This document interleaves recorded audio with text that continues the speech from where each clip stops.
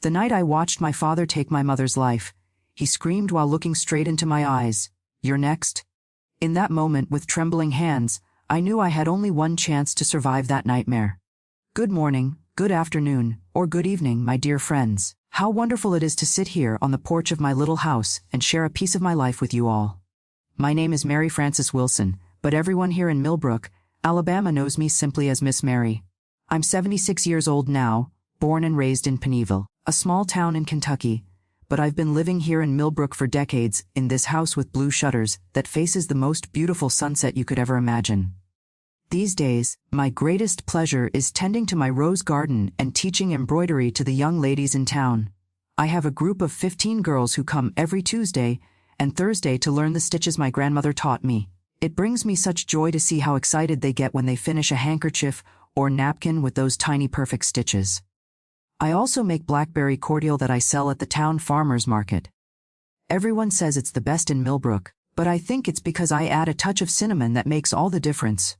I started embroidering as a little girl when my grandmother Eliza would sit me down beside her on our porch in Penneyville. She had the patience of an angel teaching me every stitch. "Mary," she'd say, "each stitch is like a day in your life. You have to make it carefully because once you've tied the knot, there's no going back."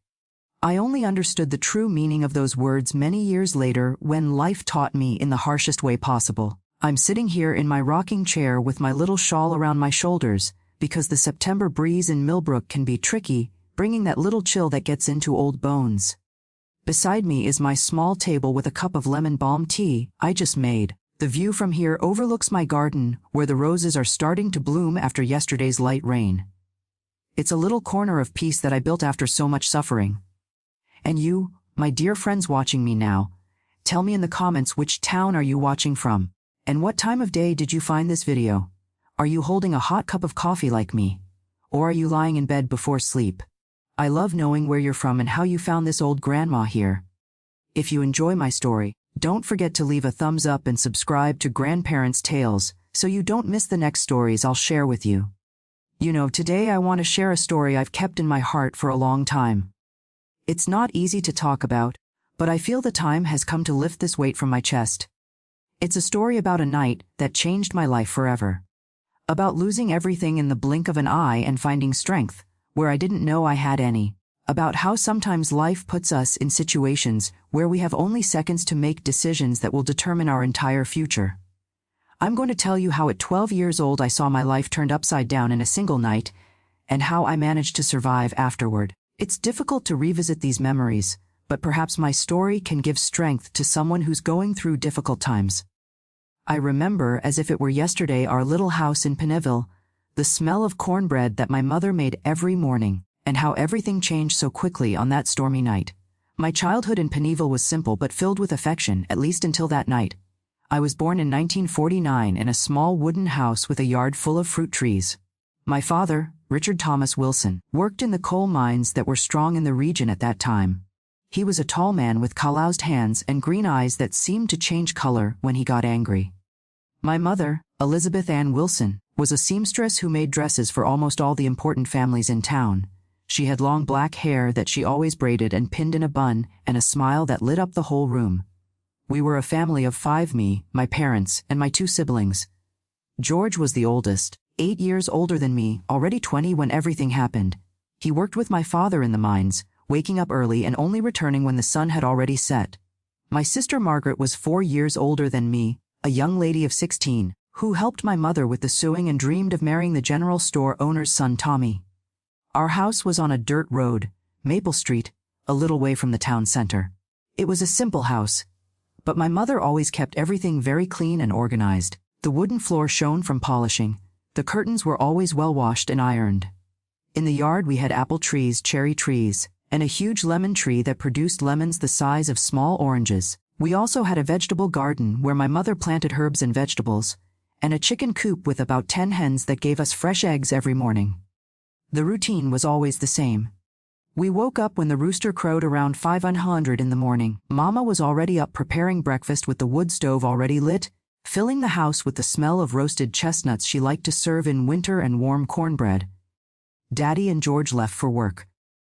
Margaret helped Mama with the household chores, and I went to the town school, which was about a 20-minute walk from our house.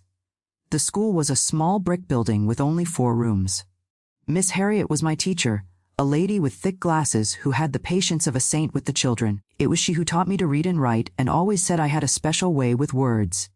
During recess hours, we played Ring Around the Rosie, hopscotch and dodgeball. My best friend was Ellen, the pharmacist's daughter, a freckled and cheerful girl who was always making up stories. After school, I would go home to help Mama, while she sewed, bent over the black Singer sewing machine we had in the living room. I washed the lunch dishes, swept the floor, or fed the chickens. When I finished my chores, I liked to sit on the back doorstep and draw with stubs of pencils left over from old notebooks. Sundays were special days. We all went to service at the First Baptist Church in the center of town. Mama would put on her only good dress, a navy blue one with white polka dots and pin a flower in her hair. Daddy would wear a starched white shirt and a hat that only came off when entering the church. After the service, we sometimes visited Grandma Eliza, who lived on a farm near the Cumberland River about 2 miles from town. It was Grandma who began teaching me embroidery when I was about 7. She would sit in the rocking chair on the porch, put her glasses on the tip of her nose, and show me each stitch with a patience that only a grandmother has. First the cross stitch, then the satin stitch. The buttonhole comes last because it's more difficult, she would say. Grandma embroidered the most beautiful trossos in Pineville, and young brides to be lined up to order tablecloths and sheets with their initials embroidered by her. Life was peaceful despite the difficulties. Sometimes there wasn't enough money for sugar or for kerosene for the lamp since electric light only reached the center of town. Daddy worked hard, but the money from the mine wasn't much, and that's when things started to change. Slowly at first, almost without us noticing. When I was about 10, I noticed that Daddy started coming home later from work. He came with a different smell, which only later I came to understand was bourbon. On days when he arrived like this, he barely spoke to us, went straight to bed, and slept until the next day. Mama stayed quiet, eyes downcast, and told us to do the same. "Don't bother your father," she would whisper. "He's tired from work." But with time, that tiredness turned into something else. The first time I saw Daddy yell at Mama was because of a shirt. He said she hadn't ironed it properly, that it was wrinkled in the back.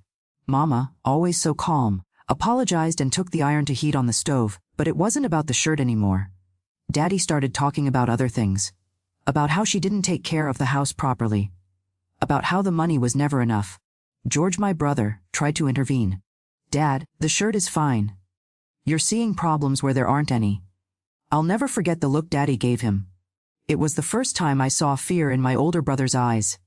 Daddy didn't say anything, just pointed to the door, and George understood it was better to leave. That night, Mama slept in my room with me and Margaret. Things got worse gradually. We discovered that Daddy had lost his job at the mine, but he left every morning pretending he was going to work. In reality, he spent the day at Jimmy's Tavern, drinking on credit until he could no longer stand.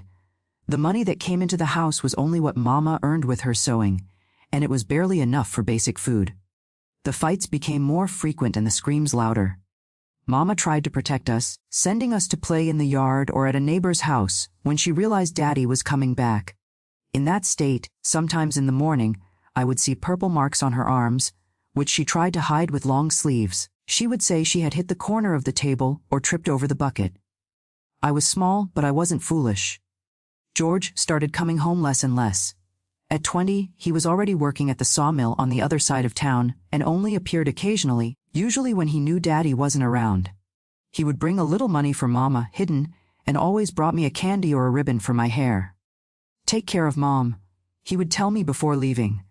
And I promised I would, even without knowing exactly how to do that. Margaret changed too. From a cheerful girl who hummed while helping Mama, she became a quiet young woman, always with her eyes downcast. The dream of marrying Tommy seemed increasingly distant since his family, which was one of the most respected in town, began to notice that something wasn't right in our house. And it was on a stormy night, one of those with thunderstorms that make the windows shake, that everything came to a head. I was 12 years old. It was January 1962. I remember because I had just had my birthday. The heat was suffocating even with the rain. Daddy hadn't shown up at home for 2 days. Mama was worried not about him, but about what would happen when he returned. We were having dinner, just me, Mama, and Margaret, when we heard the shouting at the gate.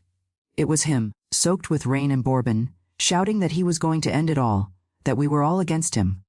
Mama pushed us to the bedroom, locked the door, and went back to the living room to try to calm Daddy down. Margaret hugged me tightly, and we both huddled behind the bed, hearing the shouting getting louder and louder. That night, the storm outside seemed to reflect what was happening inside our house. The thunder swallowed part of the shouting, but we could still hear the horrible words that Daddy was saying to Mama.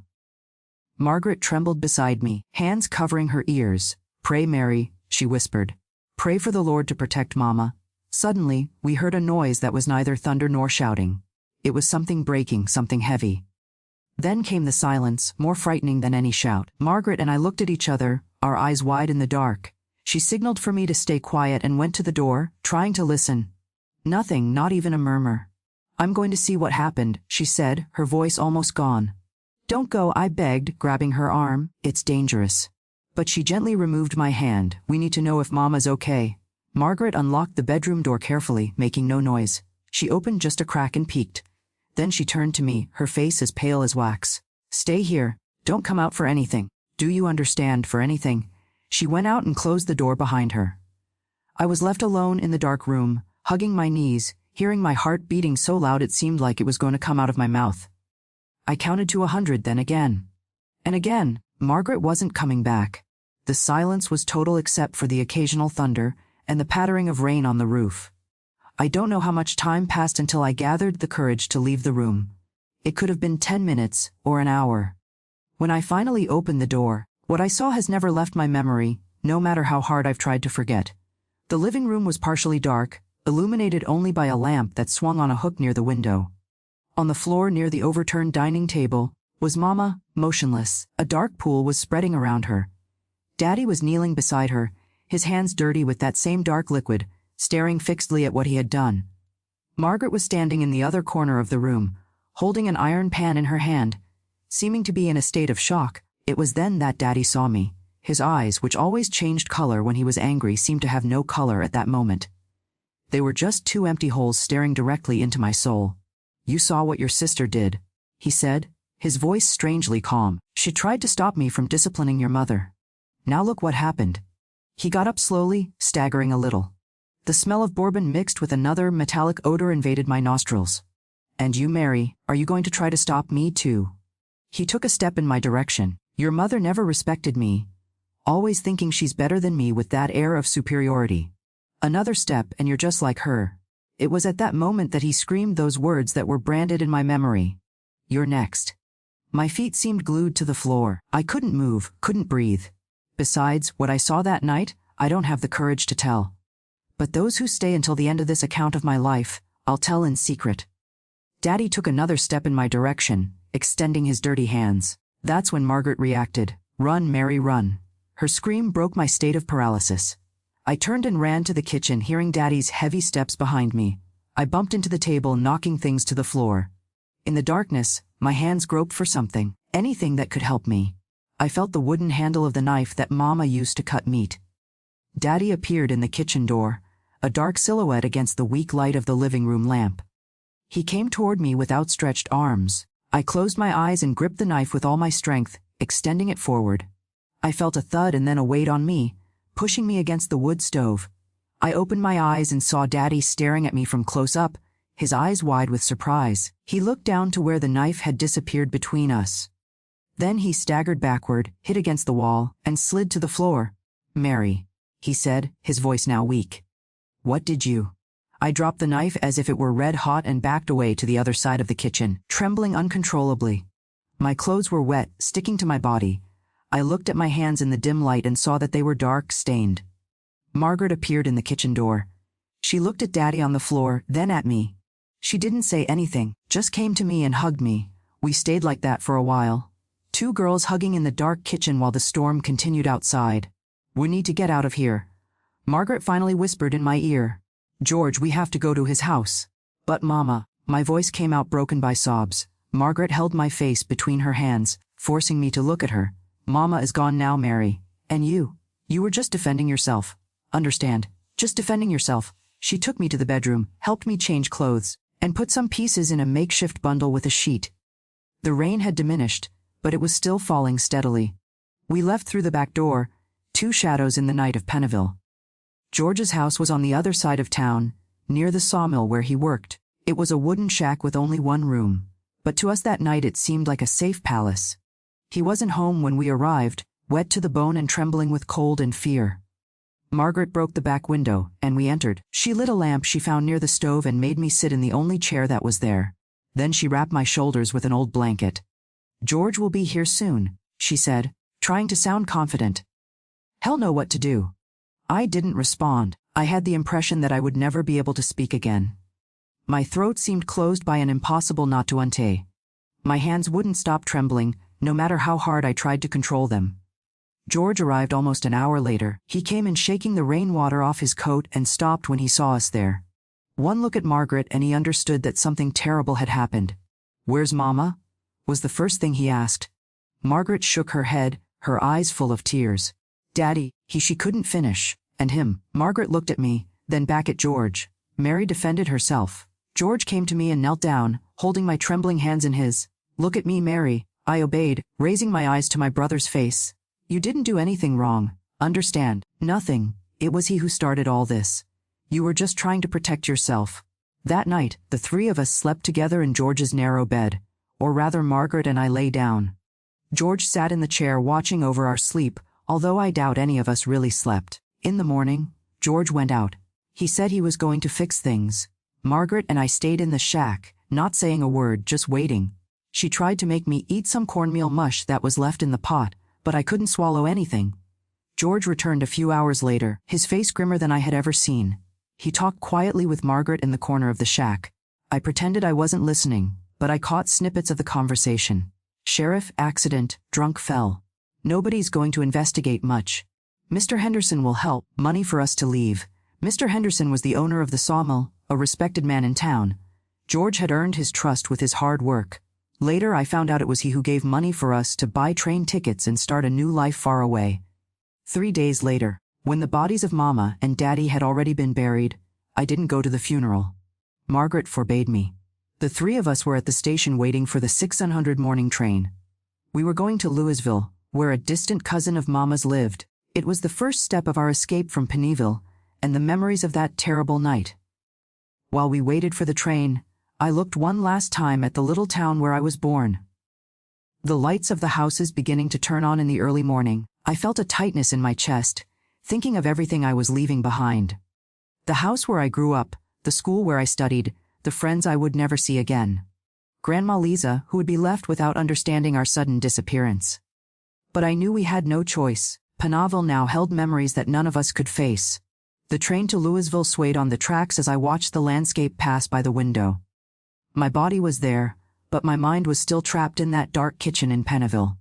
Margaret sat beside me, holding my hand tightly, as if afraid I might disappear if she let go. George was sitting across from us, his tired face and watchful eyes, always vigilant. I didn't speak a word during the entire journey. I couldn't. It was as if my voice had been trapped on that night along with the innocence of the girl I had been. Margaret and George respected my silence, only exchanging worried looks from time to time. Louisville was a big and noisy city compared to Pennville. The streets were wider. There were more cars, more people, more of everything. Mama's cousin, Miss Ruth, received us with a mixture of surprise and suspicion. She was a thin woman with gray hair and a severe face, who hadn't seen Mama in more than 20 years. George told her a modified version of the events, that our parents had died in an accident, and that we needed a place to stay until we got established. "I don't have much space," she said, looking at the small 2-bedroom apartment where she had lived alone since her husband had died. "But you can stay for a while." That a while ended up being only 3 months. Mrs. Ruth wasn't a bad person, but her solitary widow's life didn't adapt well to the sudden presence of 3 young people. George soon found work in a furniture factory, thanks to the experience he had at the sawmill. Margaret got a job as a clerk in a fabric store. I, with my 12 years just completed, was enrolled in the municipal school, but I rarely managed to pay attention in class. My mind was always far away reliving that night. People noticed my silence, of course. The teachers asked Margaret what was wrong with me. The classmates looked at me as if I were a freak, a girl who doesn't speak, who doesn't smile, who jumps startled when someone touches her shoulder. The whispers followed me down the hallways. "She's mute. Something happened to her. They say she saw her parents die." Gradually, the words began to come back, but not in the normal way. I began to have terrible nightmares, waking up screaming in the middle of the night, calling for Mama, or begging Daddy not to do that. Margaret would come running to hug me while Mrs. Ruth complained that she couldn't sleep with all that screaming. It was after one of these episodes when Mrs. Ruth suggested that perhaps I needed a special place for disturbed children that George decided we needed to move on. He had already saved some money from his work at the factory, and Margaret also had her savings. "We're going to Cincinnati," George announced one night after Mrs. Ruth had gone to bed. "It's big, nobody knows us, and there are more opportunities." We left the following week, thanking Mrs. Ruth for her hospitality, even though she seemed more relieved than sad to see us go. On the train to Cincinnati, I looked for the last time at the streets of Louisville. I had spent only 3 months there, but each day had seemed like an eternity. Cincinnati was a concrete monster that both scared and fascinated me at the same time. I had never seen so many buildings, so many cars, so many hurried people. We settled in a cheap boarding house in the over-the-Rhine neighborhood, where many migrants like us were trying to restart their lives. The owner of the boarding house, Mrs. Gladys, was a talkative woman from Georgia who seemed to have a sixth sense for detecting when someone carried secrets. "You're running from something, aren't you?" she asked a few days after our arrival. George tried to deny it, but she just shook her head. "Everyone who comes here is running from something, my son. The important thing is not to bring problems to my boarding house." George found work in a construction materials warehouse. Margaret was hired as a helper in a clothing factory thanks to the sewing skills she had learned from Mama. And I, now almost 13, should have gone back to school. But I couldn't. The fear of being among people, of being observed, of being questioned was too great. Instead, I stayed at the boarding house during the day helping Mrs. Gladys with cleaning and cooking. She didn't ask questions about my past, just taught me how to clean the rooms, how to prepare beans just right, how to make strong coffee the way the boarders liked it. "This girl shouldn't be working. She should be studying," she commented to Margaret once when she thought I couldn't hear. "There's something broken inside her. You can see it in her eyes." At night, when we retired to the small room we shared, Margaret would hug me and talk about the future. How one day we would have our own house. How she would open a sewing studio. How George would find a good girl to marry. We never talked about the past, about Pennville, about our parents. It was as if we had made a silent pact to bury those memories. But they didn't stay buried. They emerged in my nightmares, in the panic reactions when I heard a raised male voice, in my always watchful gaze at doors and windows, always looking for escape routes. Margaret and George also carried their scars. Margaret never mentioned the dream of getting married again. George started drinking more than he should on weekends, arriving late at the boarding house with the lost look that reminded me too much of Daddy. It was on one of these nights, almost a year after our arrival in Cincinnati, that everything changed again. George arrived drunk, stumbling through the hallways of the boarding house. Margaret tried to calm him down, take him to the room before Mrs. Gladys woke up and kicked us out. But he resisted, shouting disconnected things about our parents, about Pennville, about how he was tired of running. "You don't understand," he yelled while Margaret tried to stifle his voice. "They'll find us. The police will discover what happened." I was paralyzed in the corner of the room, seeing my brother transformed into a version of Daddy. Even knowing it was the alcohol talking, even knowing he would never hurt me. I felt the same fear as on that night. When he turned in my direction, gesticulating violently, I had a panic attack. I ran out of the room, out of the boarding house into the dark streets of Cincinnati. I ran without direction, just fleeing from Daddy's ghost that had momentarily possessed my brother. Margaret came after me shouting my name, but I was blind and deaf with terror. I only stopped when I had no more breath in some alley where I huddled behind cardboard boxes. Margaret found me there, trembling like a leaf. She knelt beside me, hugged me, and cried with me. "We can't continue like this," she said when we finally managed to calm down. "George is losing himself. You're becoming more and more closed off. We need help, Mary."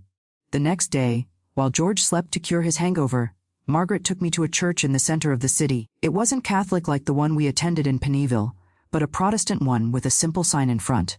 Redemption Baptist Church. Margaret had heard about it through a colleague at the factory. The pastor, a middle-aged man named Jeremiah, received us in his small office. Margaret told our story. Not all the dark details, but enough for him to understand that we carried a burden too heavy for our young ages. God doesn't give burdens we cannot carry, he said, holding our hands.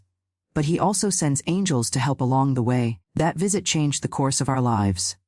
Pastor Jeremiah's congregation maintained work with families in difficulty. They helped us find a small apartment to rent, seek treatment for George, and even enroll me in private classes with a retired teacher who was part of the church. The trauma didn't disappear overnight. The nightmares continued, as did the panic attacks. But for the first time since that night in Pennaville, I felt that we weren't running anymore. We had found people who accepted us without asking questions about our past, who offered us not only material help, but also that spiritual comfort that I didn't know I so desperately needed. Recovery was a slow and painful process. There were good days when I could smile a little, pay attention to the lessons from Mrs. Abigail, and even help in the church kitchen. But there were also bad days, when the memories returned with such force that I could barely get out of bed. It was on one of those bad days, almost 2 years after our arrival in Cincinnati, that everything came to a critical point. I was 14 years old, no longer a child, but neither was I a normal teenager. While other girls my age thought about parties and boys, I was still fighting the ghosts of the past. That morning, Margaret had left early for work. She was now head seamstress at the factory, thanks to her talent with needles. George had been sober for almost a year, regularly attending the meetings of a support group at the church, and worked as a supervisor at the warehouse. I should have gone to Mrs. Abigail's house for my classes, but I couldn't get out of bed. A particularly vivid nightmare had left me trembling and cold sweating. In the dream, I was back in that kitchen in Pennaville. But this time, when Daddy advanced toward me, the knife wasn't there. His hands closed around my neck, and I could feel life being squeezed out of my body, while I saw Mama's face watching me from a corner, pale and accusatory, as if saying, "Why didn't you save me?" I woke up screaming, alone in our small apartment. I lay for hours staring at the ceiling, unable to move. It was then that I noticed something strange. A smell. The smell of bourbon mixed with sweat that was so characteristic of Daddy in the last times. It wasn't possible. I knew it was just my mind playing tricks, but the smell seemed so real. I got up in panic looking for the source of that odor. I went to the small living room, then to the kitchen. Nothing. The apartment was empty. But then when passing by George's room I saw it. An empty bottle thrown under the bed, barely hidden. My brother, who had promised never to drink again, who seemed to be recovering so well, had brought that poison into our house. Something inside me broke. If not even George, who was strong, who had protected us, could escape Daddy's shadow, what hope was there for me? I felt a huge anger grow in my chest, not directed at my brother, but at the life that had been imposed on us, at the ghosts that wouldn't leave us in peace. I grabbed the bottle and hurled it against the wall with all the strength I had. The glass shattered, spreading shards across the floor. The noise seemed to release something in me. I started to scream, to cry, to break everything that was within my reach. I took a chair and smashed it against the table. I tore the curtains, turned over the sofa, broke the plates in the kitchen. When there was nothing left to destroy, I fell to my knees in the middle of that devastation, sobbing like I had never done before. That's how Margaret found me when she returned early from work, worried because Mrs. Abigail had called the factory to report my absence. "My God, Mary, what happened?" She ran to me, stepping on shards of glass, ignoring the state of the apartment. "I can't take it anymore," I managed to say between sobs. "I can't live like this anymore with fear, with these memories. I don't want to dream about them every night. I don't want to see Mama's face accusing me. I don't want to smell Daddy. I want it all to end." Margaret hugged me tightly, rocking me as she did when I was little. "Mary, my little sister, you're not to blame for anything that happened. You just defended yourself. If you hadn't done what you did, he would have killed you too, just like he did Mama. But what if?" I hesitated, finally verbalizing the thought that had tormented me for years. "What if I'm like him? His blood runs in me, Margaret. What if one day I never—" She interrupted me, holding my face between her hands, forcing me to look into her eyes. "You will never be like him. You have Mama's heart, Mary. You're gentle. You're good. What you did that night wasn't out of malice. It was for survival." It was then that I confessed my deepest fear, one that I had never been able to put into words before. "I miss them, Margaret. Even after everything. I miss how it was before, when Daddy was still good, when Mama sang while she sued. How can I miss something that ended in such a horrible way?" Margaret cried with me, and I realized it was the first time we were really talking openly about that night, about our parents, about the contradictory feelings we carried. We realized we had spent 2 years trying to pretend that the past didn't exist, as if we could simply erase that part of our lives and move on. When George arrived from work and saw the state of the apartment, we expected him to be furious. Instead, he joined us on the floor in the midst of the rubble of our attempt to build a new life, and also cried. "I thought I was protecting you, hiding my problems," he confessed. "But I was just repeating what Daddy did, keeping everything inside until it exploded." That night, the three of us sat in the semi-destroyed kitchen. And for the first time since we fled Penneyville, we talked honestly about everything. About the childhood we had, about how Daddy changed, about Mama trying to protect us until the end, about how each of us carried a guilt that didn't belong to us. "We can't stay in Cincinnati," George said after we had talked a lot. "There are too many memories here too. Too many ghosts. We need a new beginning, a real one, where we can face the past instead of trying to bury it." Margaret agreed. "I know a lady from the church who has a sister in Nashville. She said it's a good city with work opportunities, not as big and scary as Cincinnati." That night, lying in my bed among the rubble of the apartment, I had a different dream. I dreamed of Mama, not pale and accusatory as in the nightmares, but smiling, sitting on the porch of our house in Penneyville with sewing in her lap. In the dream she looked at me and said, "It's time for you to live, my daughter. Not just survive, but really live." I woke up with a strange sensation in my chest. It wasn't exactly peace. It was something more like determination. That day marked a turning point in my life. The day I decided I wouldn't forever be the frightened girl from Penneyville, that I would find a way to transform that pain into something different. The following week, we began planning our move to Nashville. We didn't have much, and what we had was largely destroyed thanks to my outburst, but we had each other, and for the first time in years we had hope. Pastor Jeremiah helped us make contact with a sister church in Nashville. We sold the little that remained and bought bus tickets. It was April 1965, almost 122 years since that fateful night in Penneyville. I was now almost 16 years old, no longer a child, but also hadn't had the chance to really be a teenager. It was time to start over, to try to build a life that was more than just a constant escape. Nashville welcomed us with a milder climate than Cincinnati. It wasn't a small town like Penneyville, but it also didn't have the frantic pace of the larger city. It seemed a good middle ground for us, a place where we could adapt without feeling swallowed up. The local church, through Pastor Jeremiah's contacts, helped us find a small house to rent in the Belmont neighborhood away from downtown. It was a simple place with only 2 bedrooms, but it seemed like a palace compared to the apartment we had in Cincinnati. Most importantly, it was a place without memories, without ghosts, where we could really try a fresh start. George soon found work at a bus company as a mechanic. The salary was better than in Cincinnati, and he seemed more determined than ever to stay sober. Margaret also didn't take long to find a position, this time in a small atelier that made wedding dresses. Her talent with needles impressed the owner of the studio so much that in a short time she was already in charge of the most delicate embroidery. As for me at 16, it was time to return to regular school. It was difficult at first. I had lost many years, was behind compared to other students my age. But the private classes with Mrs. Abigail in Cincinnati had given me a good foundation, and I was determined to make up for lost time. Hillsborough High School accepted me into a special program for students who needed to accelerate their studies. The principal, Mrs. Thompson, was a serious but compassionate woman who didn't ask many questions about our past when Margaret explained that we had lost our parents and gone through difficulties. "The important thing is that you're here now, and we'll do everything possible to help this young lady build her future," she said, and those words gave me a comfort I didn't expect to feel. At school, I met the art teacher, Mrs. Emily, who noticed my interest in handcrafts. When I mentioned that my grandmother had taught me to embroider when I was little, her eyes lit up. "Embroidery is an art that's being lost," she said. "Today's young women prefer other activities. If you have that knowledge, you should preserve it and develop it." She lent me books about traditional embroidery from different regions of America and the world. I began to practice on weekends, recovering the memories of Grandma Eliza's teachings. It was strange how that simple act of passing the needle through the fabric brought me a sense of peace that I hadn't experienced in a long time. As if with each stitch I was sewing not just the fabric, but also the broken parts inside me. Margaret noticed my renewed interest and brought fabric scraps from the atelier for me to practice. In a short time, I began to create small pieces, embroidered handkerchiefs, dish towels with floral motifs, table runners.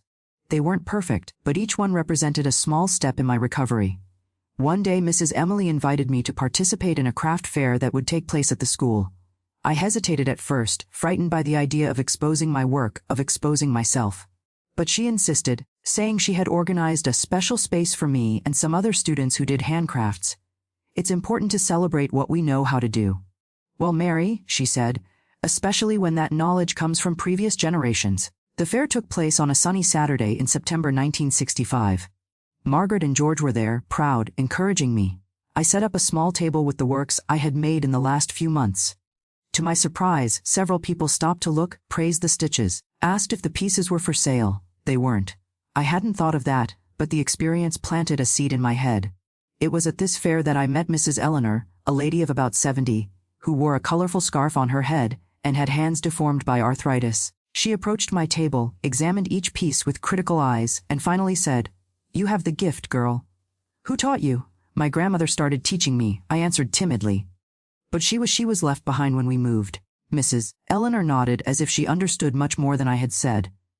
"I have a group of embroiderers that meets at my house every Wednesday. Older women mostly trying to keep the tradition alive. You should come." I accepted the invitation more out of politeness than conviction. I didn't imagine that simple visit would change the course of my life. Mrs. Eleanor's house was on a quiet street in the Belmy neighborhood. It was an old construction with a well-kept garden in front and a spacious back porch where 6 or 7 ladies gathered around a large table, each with her embroidery hoop. At first they looked at me with curiosity. I was by far the youngest there, but Mrs. Eleanor introduced me with enthusiasm. "This is Mary, the young lady I told you about. She has blessed hands for embroidery." I sat Shelley in the place they indicated and took out of my bag the small hoop with the work I was doing, a tray cloth with a pattern of violets that I had copied from one of the books lent by Mrs. Emily.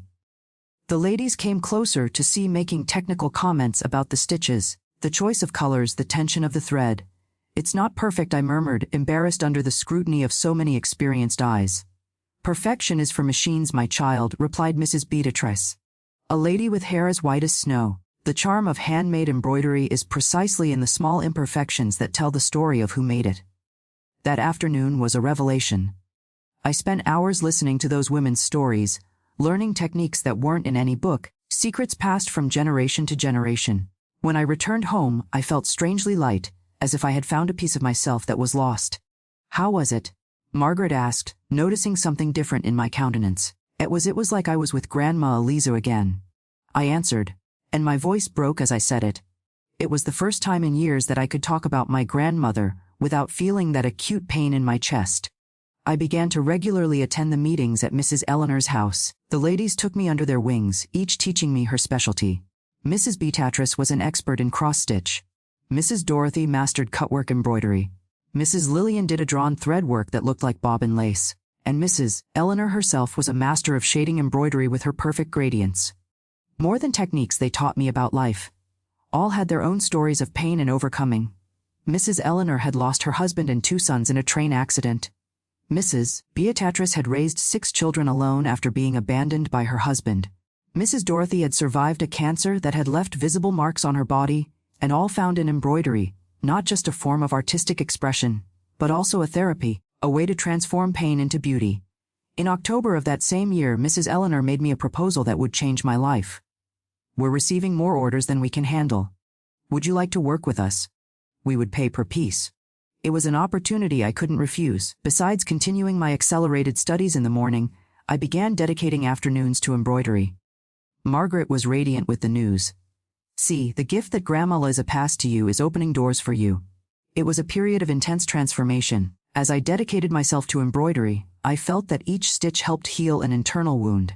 The painful memories didn't disappear, but they seemed less acute, as if they were being softened, just like the colors of a fabric exposed to the sun for a long time. At school, I also progressed rapidly. The teachers noticed my dedication, my thirst for learning. In 1967, at 18, I managed to finish high school. It was a huge victory for someone who had been out of school for so long. George and Margaret were at the graduation, applauding louder than everyone when I received my diploma. My brother, now 26, had established himself at the bus company, being promoted to chief mechanic. Margaret, at 22, was respected at the Allier where she worked, creating the most elaborate embroidery for wedding dresses of Nashville's high society. We had managed to build a stable and dignified life. It wasn't luxurious, but it was ours, achieved with honest work and determination. More importantly, it was a life without secrets between us. We had learned to talk openly about the past, to recognize the triggers that could take us back to that terrible night, to support each other in difficult moments. The most significant turning point, however, happened in 1968, when Mrs. Eleanor announced that she was moving to Millbrook, Alabama to live with her only daughter, who had married a doctor from the region. "And what will happen to our group?" I asked, worried about the possibility of losing that safe haven that had become so important to me. "That's why I want to talk to you, Mary," she answered, holding my hands in hers, knotted by arthritis. "You're young, have talent and passion for this work. The other ladies are already in advanced age, some with fragile health. Someone needs to continue what we started, preserve this knowledge, pass it on." I didn't immediately understand what she was proposing. I thought she wanted me to take over leadership of the group in Nashville, but Mrs. Eleanor had something more daring in mind. "Come with me to Millbrook," she said. "My daughter has a large house with space to set up a studio. You could live with us for a while until you establish yourself.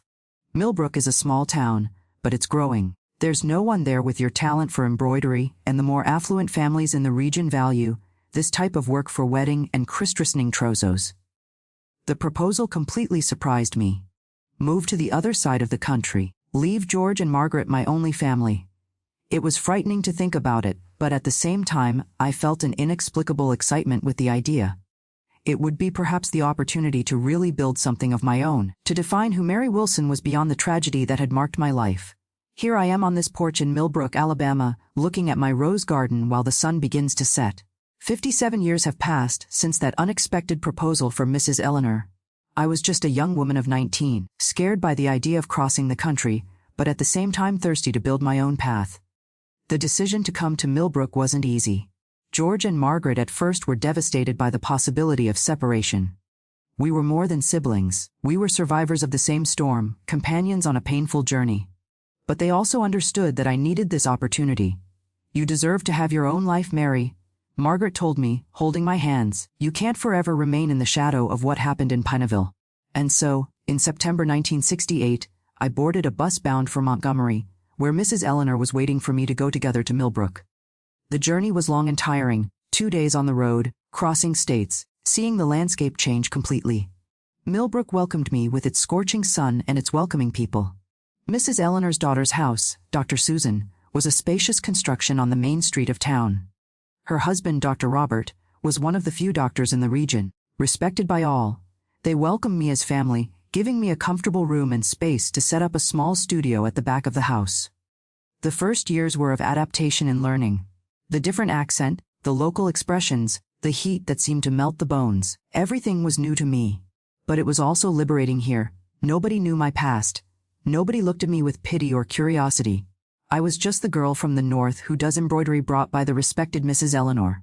I started slowly doing small jobs for family acquaintances. A baby lay at here, an altar cloth for the church there. My reputation grew gradually.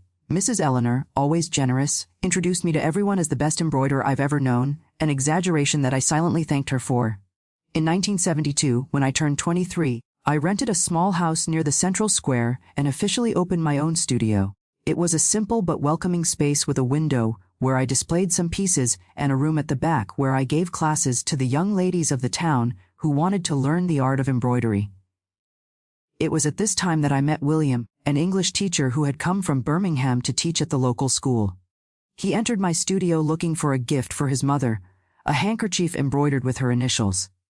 He returned a week later to pick up the order and invited me for coffee. Our courtship was tranquil, unhurried. At 26 in 1975, we married in a simple ceremony at Millbrook First Baptist Church. William was the first person to whom I told the whole truth about my past. Sitting at Lake Jordan on a starry night, I let the words flow as I had never done before. I talked about Pineville, about my parents, about that terrible night, about the escape with my siblings. He listened in silence, holding my hand. And when I finished, he just hugged me and said, "Thank you for trusting me with your story. Now, let's write a new one together." Our marriage lasted 40 wonderful years until William passed away in 2015, victim of a heart attack. We had 2 daughters, Sarah, who today is a doctor in Montgomery, and Emily, who followed her father's footsteps and is an English teacher at the university. I have 5 grandchildren who are the light of my life. Matthew and Lily, Sarah's children, and Thomas, Claire, and Michael, Emily's children. My embroidery studio grew over the years, becoming a reference in the entire state. I trained dozens of embroiderers, many of whom opened their own businesses afterward. In 2005, I published a book with techniques and stories of Southern embroidery, a way to preserve this knowledge for future generations. The launch was one of the happiest days of my life, especially because Margaret came from Nashville, especially for the occasion. Yes, I maintained contact with my siblings throughout all these decades. George remained in Nashville, married a colleague from church, and had 3 children. Unfortunately, he left us in 2010 after a long battle against cancer. Margaret never married, dedicating her life to the wedding dress that she eventually bought from her former employer. Today, at 80, she still supervises the work, although she has passed the administration to her niece. I officially retired 10 years ago when I turned 66. Although I still do some special work and give embroidery classes on Tuesdays and Thursdays to a group of 15 girls. As I mentioned at the beginning, embroidery was never just a job for me. It was therapy, it was healing, it was the way I found to transform pain into beauty. My little house here in Millbrook is my refuge. The walls are decorated with embroidered pictures that tell my journey. In the living room, the most precious of them, a portrait of my mother, Elizabeth, which I embroidered from memory years after coming here. It's as if with each stitch I could keep alive the gentle woman she was, separate from the tragedy that took her. Mornings are dedicated to the garden, afternoons to embroidery classes, and evenings to reading, a habit that William encouraged me to cultivate. It's a simple, quiet life, but rich in meaning. When I look back at the long road that brought me here, I feel gratitude for having survived, for having found strength to transform trauma into growth. That frightened girl from Penneyville could never have imagined the full life I would build in Millbrook, a life of love, art, and service to others. My dear friends who are watching me, I want to end this story with a request from the bottom of my heart. If you know someone who is going through difficult situations through violence at home, extend your hand. Sometimes all a person needs is to know that they're not alone, that there is a way out, that there is a tomorrow after the storm. If you yourself are living in an environment of fear and aggression, know that you deserve more. You deserve peace, respect, and security. Seek help. In each city, there are people and organizations ready to support those in vulnerable situations. No matter where you are, there is always a path to freedom. I learned that age doesn't define our strength, but rather our capacity to start again each day. When I left Penneyville that early morning, I thought my life had ended before it even began. How could a 12-year-old girl marked by such a great tragedy find a future? But life has a curious way of opening doors when we think all paths are closed. My wrinkles are maps of survival. Each one tells a story of pain overcome. I carry the marks of time and the experiences that shaped who I am today. And I can say from the height of my 76 years that pain can be transformed into something beautiful, just as a simple piece of cloth is transformed into a work of art through embroidery. Life taught me that even in the deepest darkness, our inner light never goes out. Even in the darkest moments in Cincinnati, when I thought I would never recover, there was a spark of hope that refused to die. It was this small light that guided me here. Time doesn't heal all wounds, but it teaches us to live with them and still smile. The painful memories don't completely disappear. Even today, occasionally, I wake up from a nightmare with an accelerated heart. But I learned not to allow the past to steal the joy of the present. My story isn't about what they did to me, but about how I chose to respond. I could have become bitter, distrustful, closed to the world. Instead, I chose to open my heart, share my art, build a family, be a safe haven for others. Age has given me the wisdom to understand that our story doesn't end in the painful chapters. There is always a new page to be written, a new dawn to be lived, a new chance to find happiness. Now, to finish on a perfect note, I want to tell a secret to those of you who really stayed listening to me until here. When my father killed my mother, he didn't just kill her. He used her. Well, you know what I mean. This is very difficult for me to talk about. So, if you understood what I told up to here and were moved, I kindly ask you to subscribe to Grandparents' Tales, like the video, and most importantly, comment the word memories. All who comment this, I'll put in my nighttime prayer because I feel a lot of memories for my mother who protected me every day, and every night from that human garbage. Good day and good night to all of you. I love you all.